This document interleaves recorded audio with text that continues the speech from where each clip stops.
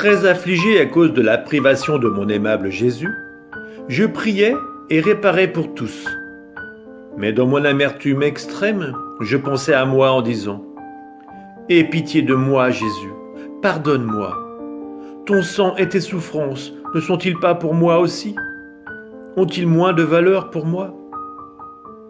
Mon aimable Jésus me dit intérieurement « Ah, ma fille, que dis-tu?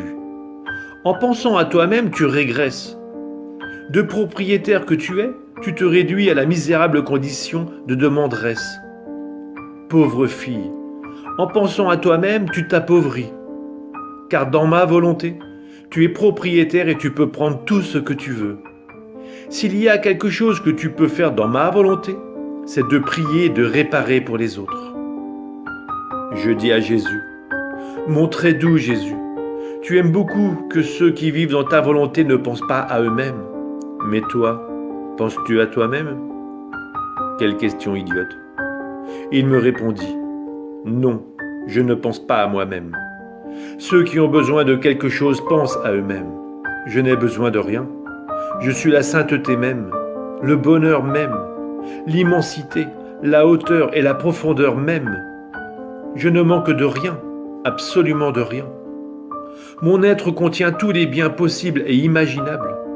Si une pensée me vient, c'est la pensée de l'humanité. L'humanité est sortie de moi, et je voulais qu'elle me revienne.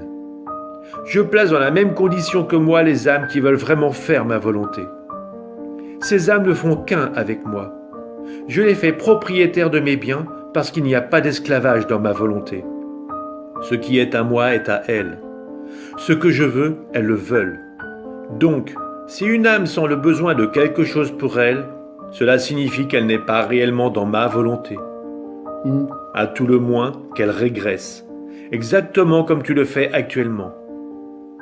Ne t'en semble-t-il pas étrange que celle qui a choisi de ne faire qu'un avec moi, qu'une seule volonté, me fasse des demandes de pitié, de pardon, de sang, de souffrance, alors que je l'ai faite propriétaire de tout avec moi? Je ne vois pas quelle pitié ou quel pardon je peux lui donner, puisque je lui ai tout donné.